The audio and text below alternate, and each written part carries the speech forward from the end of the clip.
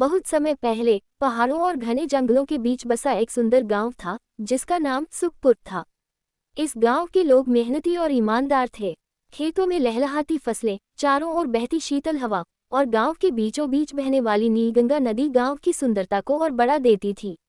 गांव के बच्चे नदी किनारे खेलते, किसान अपनी फसलों को सींचते और शाम होते ही पूरा गांव मंदिर में आरती के लिए इकट्ठा हो जाता। सुखपुर में सभी लोग मिलजुल कर रहते थे और कोई भी किसी तरह की मुसीबत में पड़ता तो पूरा गांव उसकी मदद करता। लेकिन एक दिन सब कुछ बदल गया। एक सुबह जब किसान अपने खेतों में काम कर रहे थे, आसमान में घने बादल छा गए। धीरे धीरे ठंडी हवाएं तेज आंधी में बदल गईं। कुछ ही घंटों में तेज बारिश शुरू हो गई। शुरुआत में तो लोगों ने इसे आम बारिश समझा, लेकिन जल्द ही वे समझ गए कि यह कोई साधारण बारिश नहीं थी। बारिश रुकने का नाम नहीं ले रही थी। नदी का जलस्तर लगातार बढ़ता जा रहा था। तेज हवाओं और बारिश के कारण कई कच्चे मकान गिर गए। खेतों की फसलें डूब गईं। गांव के लोग डर से कांप रहे थे। बच्चे और बुजुर्ग घबराए हुए थे, क्योंकि इस तरह की विनाशकारी बारिश उन्होंने पहले कभी नहीं देखी थी। गांव के मुखिया सुरेंद्र सिंह ने सभी को गांव के मंदिर में इकट्ठा किया और कहा, हमें धैर्य रखना होगा, हम सब मिलकर इस संकट का सामना करेंगे। लेकिन बारिश लगातार बढ़ती जा रही थी। पानी अब घरों के अंदर घुसने लगा था। लोगों को समझ नहीं आ रहा था कि वे कहाँ जाएं। गांव के कई हिस्से पूरी तरह जलमग्न हो चुके थे। गांव से थोड़ी दूरी पर एक पहाड़ी गुफा में एक बूढ़े साधु महर्षि वेदगिरी रहते थे। वह वर्षों से गंगा किनारे तपस्या कर रहे थे। कहा जाता था कि वे दिव्य शक्तियों से संपन्न थे और भविष्य देख सकते थे। जब गांव के लोगों को कोई उपाय नहीं सूझा तो वे सभी महर्षि वेदगिरी के पास पहुंचे। उन्होंने साधु के चरणों में गिरकर विनती की, गुरुदेव, हमें इस विनाशकारी बारिश से बचाइए, हमारा पूरा गांव डूब रहा है। महर्षि वेदगिरी ने अपनी आंखें खोली और कुछ क्षणों तक ध्यान में लीन हो गए। फिर उन्होंने गहरी आवाज में कहा, इस संकट से बचने का केवल एक ही उपाय है, जादुई नाव। वह नाव नदी की गहराइयों में छिपी है, लेकिन केवल वही इसे प्राप्त कर सकता है जो सच्चे दिल का हो और निस्वार्थ भाव से गांव की रक्षा करना चाहता हो। गांव के सभी लोग एक दूसरे की ओर देखने लगे। कोई नहीं जानता था कि इस नाव को खोजने का साहस कौन करेगा। तभी गांव के सबसे बहादुर युवक वीरेंद्र ने आगे बढ़कर कहा, गुरुदेव, मैं इस नाव की खोज करूंगा। अपने गांव को बचाने के लिए मैं कोई भी जोखिम उठाने को तैयार हूं।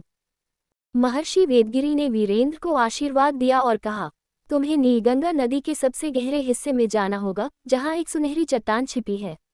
वही जादुई नाव की चाबी है। लेकिन ध्यान रखना, वहां कई परीक्षाएं तुम्हारी प्रतीक्षा कर रही हैं। वीरेंद्र अपने कुछ करीबी दोस्तों राजू, दीपक और अर्जुन के साथ नाव लेकर नदी में उतर पड़ा। बारिश अब भी हो रही थी और नदी की लहरें बहुत ऊंची थीं। नाव बार बार डगमगा रही थी, लेकिन वीरेंद्र ने हिम्मत नहीं हारी। कुछ घंटों की तलाश के बाद उन्हें पानी के अंदर एक सुनहरी रोशनी दिखी। ये वही सुनहरी चट्टान थी जिसके बारे में महर्षि वेदगिरी ने बताया था। लेकिन जैसे ही वीरेंद्र ने चट्टान को छूने की कोशिश की, पानी में भयंकर हलचल मच गई। अचानक पानी से एक विशाल जलराक्षस प्रकट हुआ। उसकी आंखें जलती हुई अंगारों की तरह चमक रही थीं। उसने गरजती आवाज में कहा, कोई भी मेरी अनुमति के बिना इस नाव को नहीं पा सकता। अगर तुम्हें ये नाव चाहिए तो पहले मुझसे युद्ध करना होगा। वीरेंद्र ने बिना डरे अपनी तलवार खींच ली। एक भयंकर युद्ध शुरू हो गया। जलराक्षस अपनी लंबी पूंछ से वीरेंद्र पर हमला कर रहा था, लेकिन वीरेंद्र बहुत फुर्तीला था। वह अपने शौर्य और साहस से राक्षस के वार को चकमा दे रहा था। आखिरकार वीरेंद्र ने राक्षस की कमजोरी समझ ली और उसकी आंखों पर वार किया। जलराक्षस एक भयंकर चीख के साथ नदी में विलीन हो गया। जैसे ही वह गायब हुआ, सुनहरी चट्टान चमक उठी और पानी में से एक अद्भुत नाव प्रकट हुई। ये साधारण नाव नहीं थी, इसके किनारे सोने की तरह चमक रहे थे और इसका पाल इंद्रधनुषी रंग का था। वीरेंद्र और उसके दोस्त जैसे ही उसमें बैठे, नाव हवा में तैरने लगी और खुद ब खुद गांव की ओर चल पड़ी।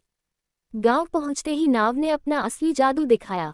जैसे ही गांव के सभी लोग इसमें चढ़े, ये नाव पानी के ऊपर उड़ने लगी और सभी को एक सुरक्षित पहाड़ी स्थान पर पहुंचा दिया। फिर नाव ने गांव के चारों ओर एक अदृश्य ढाल बना दी, जिससे बारिश का पानी गांव में नहीं घुस सका।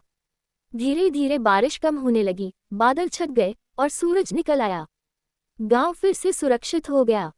जब सब कुछ सामान्य हो गया तो वीरेंद्र ने महर्षि वेदगिरी से पूछा, गुरुदेव, ये जादुई नाव कहाँ से आए? महर्षि वेदगिरी मुस्कुराए और बोले, ये नाव देवताओं का आशीर्वाद थी, जो केवल सच्चे दिल और निस्वार्थ व्यक्ति को ही मिल सकती थी।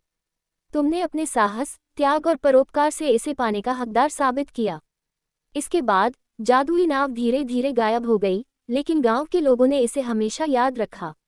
वीरेंद्र गांव का रक्षक बन गया और सभी ने ये सीख ली कि सच्चा साहस, निस्वार्थता और एकता ही किसी भी संकट से उबरने का सबसे बड़ा हथियार है।